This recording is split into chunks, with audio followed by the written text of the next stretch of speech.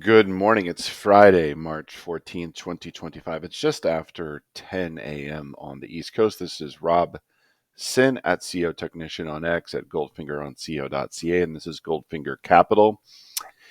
A little Friday video because there's a few things I want to discuss that I think are topical today. Probably do another longer form video this weekend, but I just want to sort of delve into what I wrote about yesterday on Substack. Please subscribe to my Substack so you get everything I write as soon as I publish it. Basically, talking about the damage done to the market, to the economic outlook over the last few weeks. It seems like something really changed in mid-February. So it's been almost a month now, and you can see basically straight down in the S&P 500 for the last 4 weeks. And basically, this graphic from JP Morgan made me really think like the Russell 2000 is now pricing in a better than 50% chance of a recession this year. But high yield credit lagging pretty far behind. But it's interesting that yesterday we saw some pretty big damage in corporate high yield spreads. You can see the yields are really moving up now. But still far from like blowout levels, showing an economic catastrophe is imminent. But you can see we're starting to pick up some momentum to the downside here in junk in junk bonds, right? And the administration seems pretty nonplussed by the whole market response. I think they feel this is necessary pain to restructure the economy and shift growth from the public sector government to the private sector business, right? But the way that it's being done and sort of just the shock and awe of some of these job cuts, I mean, you can see from the Postal Service and the VA, pretty big, almost 100,000 jobs. The private sector is much less, but it's pretty widespread. So whether it's the automotive sector, tech sector, airlines, we're getting job cuts across the economy, and these add up. February saw a significant number of full-time jobs lost in the U.S. And just look at the damage out there among airline stocks, retail stocks, Target, Costco, Walmart. I mean, it's across the whole retail sector, and financials are getting into the downside. So you add this all up, there's a lot of damage to consumer confidence and investor confidence out there. And just literally before I pressed the record button on this video, University of Michigan sentiment readings. Now, some questions about the accuracy of these surveys and the bias, because maybe the University of Michigan is more Democrat leaning, obviously, but this set of data is very weak. I mean, the consumer sentiment drops sharply from 64 to 57. Everything is a miss, a miss to the downside, worse than expected. 1 year inflation expectations 4.9% when the previous was 4.3%. So what are consumers seeing out there that has these inflation expectations just exploding here in 2025? And then the long run inflation expectations are also ratcheting up by 0.5% from 3.4 to 3.9. This is probably the worst set of data I could possibly imagine. Stocks are up modestly today. I mean, we're really oversold walking in today, right? So regardless of the data, regardless of this article I put on my blog last night, I mean, generally it was pretty negative, but just literally calling it like I see it. But that being said, like the market is oversold enough and investor sentiment is negative enough that we could certainly bounce here for a couple of days. Um, but I'm concerned about the rhetoric coming from Washington, right? Coming from the Trump 2.0 team, they just don't seem to really care that much, and they're very set on their tariff and trade goals and game plan.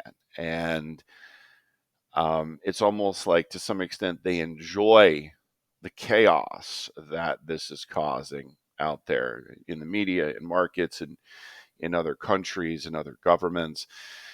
So it is what it is. I mean, if the administration of the Treasury Secretary is just basically saying, look, this is the pain we have to endure, then I don't see really what stops it until they're done doing what they're doing, right?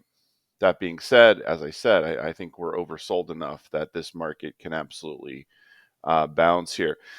Let's move on to mining. And this article in the Financial Times, this is out yesterday, and it's focused on the U.S. mining industry, and some great stats in here, including the fact that it takes an average of 29 years to permit a new mine in the U.S. I mean, that is just absolutely insane.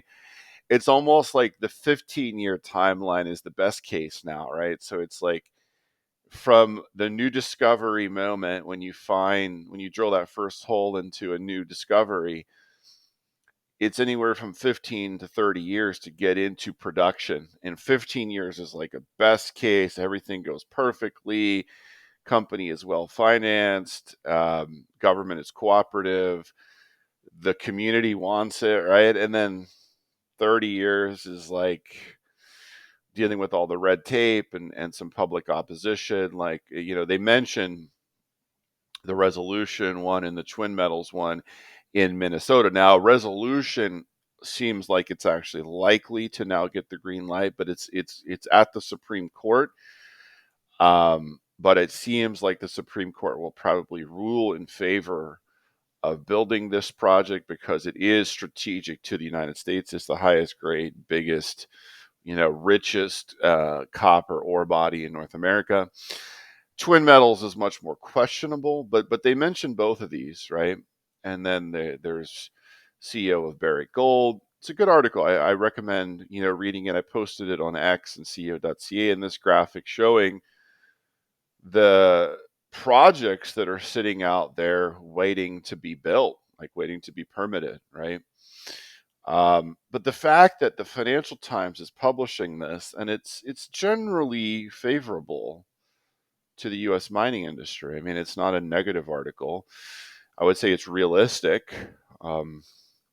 But the fact that this is getting attention now is very interesting, right? I think the U.S. mining industry, especially U.S. copper mining industry, is coming into greater focus. I'll just, before I talk about some miners, I want to just mention gold. So this is a new all-time high, $3,000 an ounce. You can see the chart. It's unclear to me what the specific drivers for gold are this week, aside from just greater market turmoil and probably a higher probability of more Fed rate cuts later this year. Aside from that, I don't see the proximate cause of the move up from whatever 2880 to 3000 in a few days, right? I mean, that's a big move. But this is a bull market, and just the fact is there is a relentless accumulation underway, and it's been underway the last few months, ever since we bottomed around Christmas, right? And until those buyers are done, uh, it can keep going higher, right? And people trying to short this or trying to call tops, I mean, they've been wrong, wrong, wrong, wrong. And it seems reasonable that we're a little bit frothy here above 3,000 an ounce. So it would seem consensus like, okay, we got to cool off. We got to pull back here. But that being said, I wouldn't bet on it. I wouldn't put any of my money on puts or trying to short this here. That being said, I wouldn't be aggressively long either, via futures or options, right? This is a tough trade here right now. And this market is being controlled by larger market participants, right, who have different motivations than smaller speculators, right? But just the chart speaks volumes. The strength of this market speaks volumes. Every dip continues to be, absorbed, and the buying is relentless, right? And I could sort of say the same for copper. Now, copper at 493, basically near all-time highs, does not add confirmation to the economic, weakness that we're seeing out there across the market and from different data points across the economy, the job layoffs, right? The copper market has decoupled itself from the underlying economy. I mean, this breakout in copper does not jibe at all with what we're seeing in the airlines, what we're seeing in home building stocks, what we're seeing across financial markets, and with all these job layoffs, right? And even the construction data, right? It doesn't confirm that at all. It's decoupled itself, and this probably mostly has to do with tariffs, but it also could just be that there's a deficit forming out there, and the supply is not as strong as forecast. Now we'll have to see about that. I'm unclear on that, but clearly there is a scramble for physical metal, both in gold and copper and other metals, including silver. And a lot of these trade policies and tariffs are the driver of that scramble for physical metal. And then look at the miners. So Agnico, now the number one largest market cap gold mining stock in the world, above 52 billion market cap. It took the throne from Newmont, and Newmont is still lagging, right? It's the biggest in terms of how much gold it produces annually, but Agnico is the more profitable, better profitability metrics, and now larger market cap. And then the juniors. So all the belly aching that we saw the last couple of years from investors across the sector, there were plenty of money making opportunities. And Snowline Gold, I mean, you could have even gotten in late in January.